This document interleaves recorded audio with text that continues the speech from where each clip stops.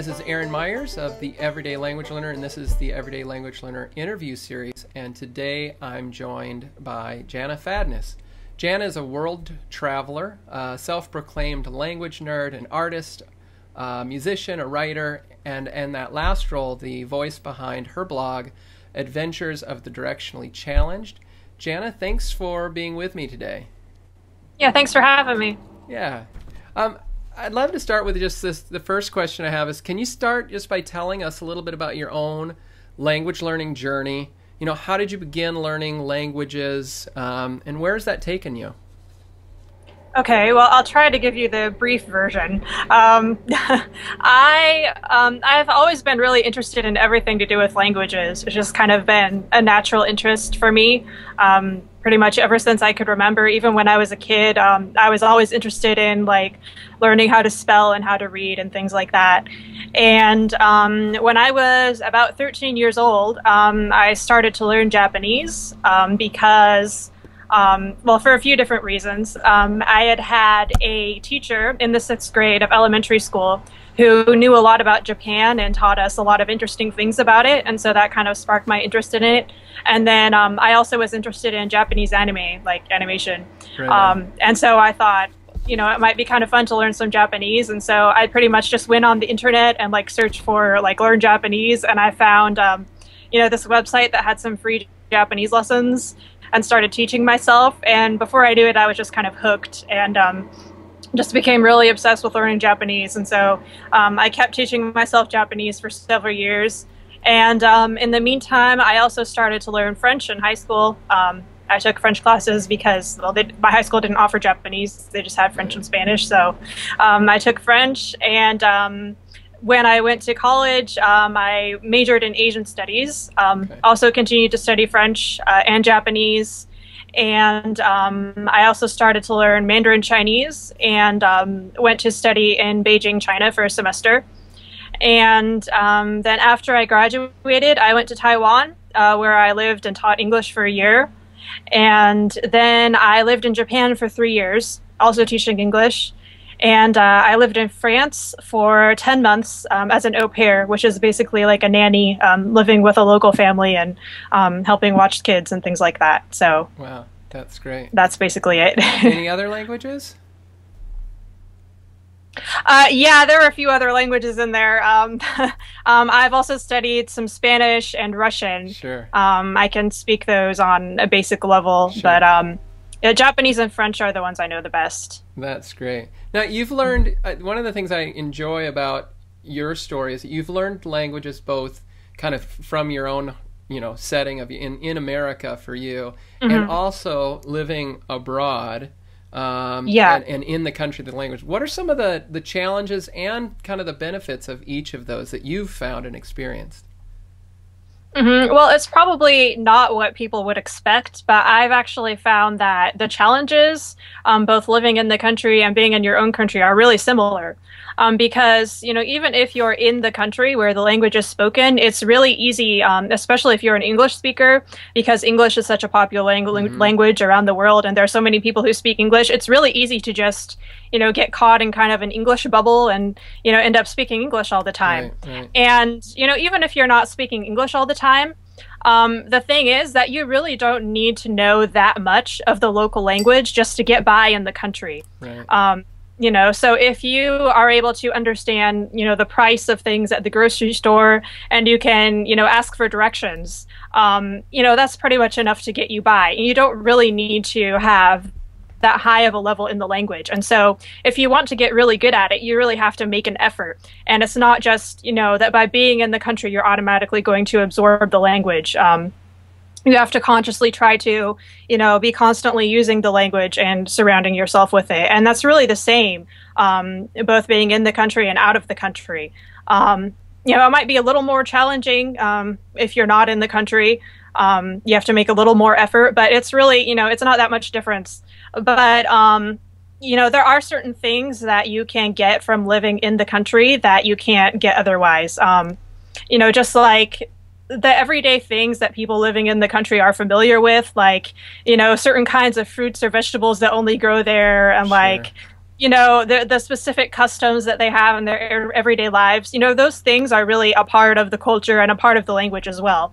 And, if you get to know those things really on an intimate level, the language and the culture kind of becomes a part of you. Right. And it, becomes a part of who you are. And that's something you can't really get without going to the country. So, I would still recommend that people go to the country if they can, even though I think you can learn a language without going to the country. Yeah.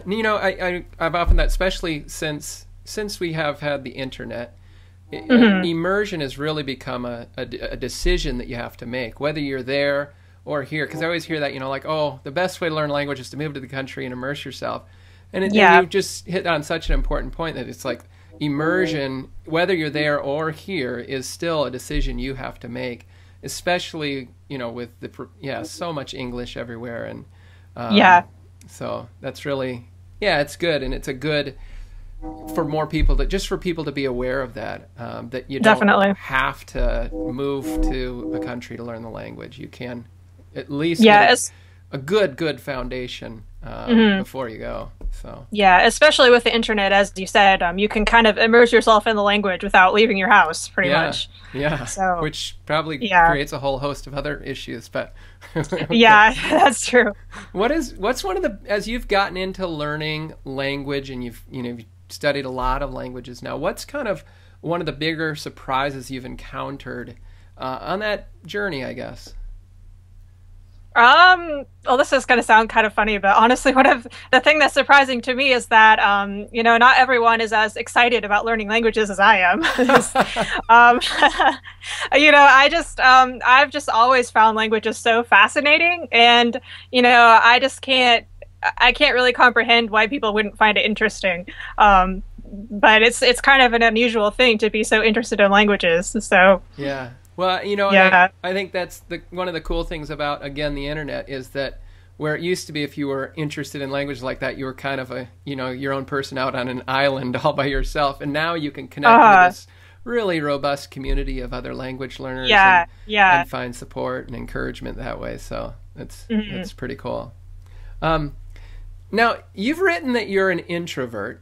And one of the things that people oftentimes will fall back on, either as an excuse or just as a statement, is that, you have to be an extrovert, you have to be outgoing to learn a language. But what's your take on this? As an introvert, as a language learning introvert, how has that been for you, and what insight do you think you have kind of about that? Okay, well, before I answer that question, I think we have to first understand what an introvert is and what an extrovert is, because I think a lot of people misunderstand that. Sure. So the basic definition of an introvert is a person who gets their energy through internal stimulation. So that means like introverts really enjoy spending time with their own thoughts, or kind of retreating somewhere to really immerse themselves in something that they're passionate about, or maybe having, kind of a deep one-on-one conversation with a friend rather than, interacting with a whole big group of people. Whereas an extrovert is basically someone who gets their energy from external sources. And so, for extroverts, it's really exciting to be around a lot of people, and be doing a lot of different things, and just have a lot of different things, coming at them at once. And extroverts are people who are good at processing things out loud. They kind of think on their feet and, figure things out as they talk, whereas an introvert kind of needs more time to process things. For example, actually, you sent me all the questions to this interview before we did the interview, which I was really grateful for, because I'm not very good at thinking on my feet. And so I've, thought about all these questions before answering them here. And the other thing I wanted to say is that a lot of people think introverts are shy, but that's not necessarily true. Because what shyness is it's the actual fear of social interaction, or an anxiety about social interaction. And so both introverts and extroverts can be shy. Sure. And, shyness actually might be more painful for someone who's extroverted, because, they really want to have, this interaction with people, but, they don't, because they're afraid. Whereas someone who is an introvert might be shy, but they're not necessarily. So a shy person will avoid interaction because they're afraid, whereas an introvert doesn't interact so much simply because they don't feel the need to, and because a lot of interaction is tiring for them also. Yeah. No, this is really good, because one of the things that I think, like, that was real, like when I read Michael Erard's book, Babel No More, he talks about this, that when he was looking at all these polyglots that are, one of the things he was surprised to find that so many of them were what he would say were introverts. But as you've just described it, being an introvert would be in a lot of ways, a real bonus, because, like, for me, I'm an extrovert. And like, that external motivation is pretty important. So, like, as I've moved back to South Dakota, it's been much more difficult for me to keep at studying Turkish or trying to practice Spanish or things, because the external motivation of relationships and the people the immediate feedback that I was getting is gone. Where my wife, as more of an introvert, is much more apt to just sit down and read and just because so that's really helpful for me to understand myself. Yeah, well, that's actually the next thing I was going to say, is that, I don't think it's true that extroverts are better language learners. I just think introverts and extroverts probably need to learn in different ways. So for someone who is an extrovert, they're probably going to learn more effectively by, speaking to people as soon as possible, as much as possible, because that's what's going to be really motivating for them. And so when they speak with people, they're going to feel like really excited and really, I just talked with someone in this language, and they're going to want to do more of it. And that's not to say that, introverts shouldn't speak to people, or introverts don't want to speak to people. Of course we do. But, maybe we don't need to do as much of it. Sure. And we can benefit more from more passive learning, because we are able to process things better passively. And so, an extrovert might, need to speak a lot more to learn to speak well, whereas an introvert might need to listen a lot more before they can learn to speak well. And I think maybe the reason extroverts are generally perceived as better language learners is because we see them speaking a lot more. They just talk a lot. Yeah, they just talk a lot. And so, it's like, this person is already speaking, whereas an introvert might be sitting there, listening, and they might understand a lot, but, they're just not speaking as much. Yeah. So, I think they're just different ways of learning. Yeah, that's really funny. My son, when he was going to Turkish preschool, he is a big talker. He always has been. And at one point, his teacher said, he speaks better than all the other Turkish boys. And I thought to myself, I don't know if he speaks better. He just speaks a lot more. Yeah. But yeah. That's such an important insight, because I think so often people are, they're a round peg trying to stick themselves in a square hole, and it's killing them, and they end up, getting discouraged. And that understanding of your own personality, whether you're learning styles, but also this idea of extrovert, introvert, and what you really need is just such a huge key for people to be successful and to have the freedom to say, you know what, my friend over there speaks all the time. Well, they're an extrovert. They need to in order to do well. I'm not. I need to do what I need to do without feeling that, because I think so many times people feel that pressure of like, oh, they're speaking, and and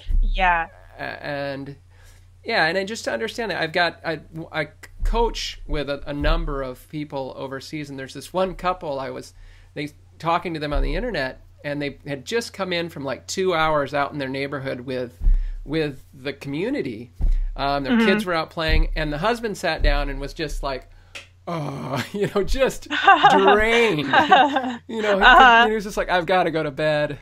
And the wife was just like bubbly and full of energy, and it was just so obvious that she had just been filled up with excitement and energy, and and he was just like the relational thermometer was just tanking, and he was just so that's a really good point. I hope people will really kind of pay attention to that for themselves and be able to identify them, where they're at in that, so they can give them what they need.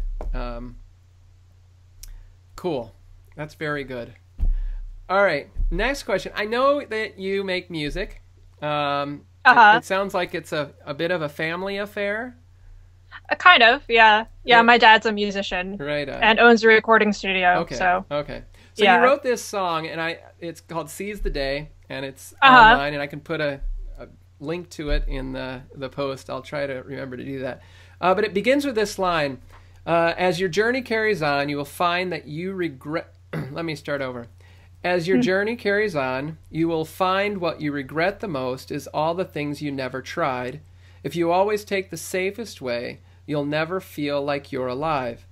And this line was really, it's a powerful line. And I was just thinking about, as a language learner, how does this apply to learning languages and then in life in general? Well, I guess how it applies to learning languages is, there are a lot of people who think that they can't learn languages, or, they're not good at learning languages, or it's too difficult for them. But I would say, what's the harm in giving it a try anyway? Because, if you really want to do something, even if you think you can't do it, like you're going to regret it if you don't give it a try. Yeah. Because I think that we end up regretting the things that we didn't try more than the things that we tried and failed at. Right. So, even if you can't do it, at least you can say that you gave it a try. Right. And yeah, that's just, I guess that song and that line really just kind of applies to my life philosophy in general. I believe in like trying a lot of different things and not letting fear control you, basically. Not depriving yourself of the opportunity to do something because you're afraid it won't work out or whatever. Right. Yeah. So yeah. Yeah. I mean, I always think about asking yourself the question, what's the worst thing that could happen? And usually it's Right. like, I might be embarrassed. It's like, well, that's not really that bad of a, you've Yeah. all been embarrassed and you move on. But it's a good encouragement to people just to give it a shot. I think not only in getting started learning languages, but I think, as people are out in the community, oftentimes it's like you want to go practice with somebody or say something and you're kind of like, oh, I'm going to make a mistake. And I'm just like, make mistakes. The only way you get totally. feedback is to make those mistakes. So that's good. Another thing, I've always enjoyed your honesty in your writing. And you've written some about discouragement and getting out of the ruts that kind of grab us in life. What advice do you have for language learners who, when they hit a wall of discouragement? Well, I have some advice that might be somewhat unconventional, which is don't feel bad about taking a break when you feel discouraged. Because, you hear a lot of people saying, you need to be persistent and you need to study your language every single day and don't give up. And that is true in a sense. You do need to be persistent and be consistent. But I think we need to look at things more, over the long term. And I personally have found that, whenever I was feeling like frustrated about a language, sometimes if I take a break for a couple days and I just, forget about the language for a little while, when I go back to it, suddenly things like click and just make sense. Yeah. That didn't make sense before. Because what I think it is that sometimes, when you're cramming so much information into your brain just needs a little extra time to like organize all that information. Right. And when you're just continuously trying to cram new stuff in, you're going to start to feel confused and, you're not going to be able to remember new things as easily. So I think it's actually good to take a break once in a while. Yeah, no, I absolutely agree. I always think of it like if you had a mason jar and you put some water in it and dumped a whole bunch of different dirt and stuff in it and you shook it up. It's like all that stuff is just going around in there. And when you stop, it gets to all settle into kind of the layers. And I feel like that's the way it is with language. It's like when you stop, when you can take that break, it's like everything's able to kind of settle down into where it's supposed to be. And then when you start again, all of a sudden it's like, hey, this is like... Oh, I can fit more in there now. Yeah. So that's a good analogy. Yeah. So, yeah, and I think, it's like, too, it's like there is that, I think there's a balance between, some of us give up too easily. But I think sometimes we put so much pressure on, well, we've got to keep doing this. And again, it's like, what's the worst thing that can happen? Well, you take a break. That's the worst that can happen. Yeah. The worst that could happen is you never get back at it, of course. But if you can set up some goals even, or something to say, okay, I'm going to take a break for 2 weeks or a month, and then get back at it, to give yourself to reminder that, okay, I want to make sure and get back at this, but I'm going to take a break for right now. So I think that could be good.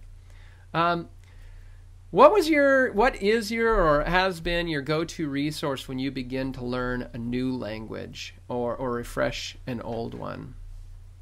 Well, I don't really have a go-to resource per se in the way a lot of people do. Like a lot of people swear by like Asimil or Pimsleur or some, certain brand or some certain method. I don't really like have that kind of allegiance to any particular kind of course or whatever. So, what I do if I'm going to start a new language is I just pretty much go to Google and search for information about this language, and maybe look up some reviews on Amazon, see like what courses have the best reviews, look at some like language learning forums, see what people who have learned this language have to say about what are the best resources, and I try to find, okay, what is the best resource available to me for learning this particular language, rather than, this is the best resource for every language, because, every language is so different, and there's such, some languages that are really popular have a really wide variety of great resources available, and, some less popular languages don't. Right. And it just depends on so many different factors. And so I like to kind of be open to all the possibilities that are out there as far as resources. Yeah. No, that's good. I mean, and it's one of the important things about, I feel like what you said is just that you're putting yourself in charge to discover what's the best. And I think that's one of the kind of the differences between, when people become more comfortable as language learners with the idea of learning a language, it's about kind of being self-directed and taking control and beginning to not just rely on, well, this is what someone said, but being able to kind of say, I'm going to try this out, see how it goes, see if it works for me, and be able to make decisions for kind of myself, what's best for me. And I think that's such a good, important lesson and point to make, of just putting yourself in charge. Well, last question. I always end the interviews with this question. What is one piece of advice that you would give to a beginning language learner? So if you had a friend at home that's like, hey, you learn a lot of languages, I want to start to learn Spanish, what would you tell them? Well, probably the most important piece of advice I could give to someone like that is to do your research. And what I mean by that is, one, do your research on the specific language you're going to learn. So if you're going to learn Spanish, for example, go online and look up, overview of the Spanish language or something like that, or, how to learn Spanish, or, look up like blogs of people who learn Spanish, like read about people's experiences, find out, what are the different features of this language that make it different from English, what's going to be easy about learning this language, what's going to be more difficult, because I think if you know what to expect, it's going to make things a lot easier to deal with, rather than like, oh my gosh, Spanish has like all these different verb conjugations, and like it's not going to be a shock to you when these things come up. Yeah. And then the other part of that is to research different kinds of methods, because there are really so many different ways to learn a language, and there are a lot of people out there who like have learned a lot of languages before and have all different kinds of ideas about how to learn languages, and they're all good ideas for the most part, but different things will work differently for different people. Right. And so I would suggest that you read up on a lot of different techniques, a lot of different methods, and just kind of go with whatever feels right to you and what you think would work best for you personally. Yeah, no, that's really great, because I think it's what's your learning style, what's your personality, all of those things come into play, and yet methods don't necessarily, there's not one method for every learning style, for every personality, and I think that's a really good piece of advice for sure for beginning language learners. So Jana, thanks so much. It's been great to talk to you. I feel like there's just a lot of really great stuff in here. and I'm sure the Everyday Language Learner community will really appreciate it and learn a lot from you. So, Oh, thank you so much. yeah. All right. Thank you.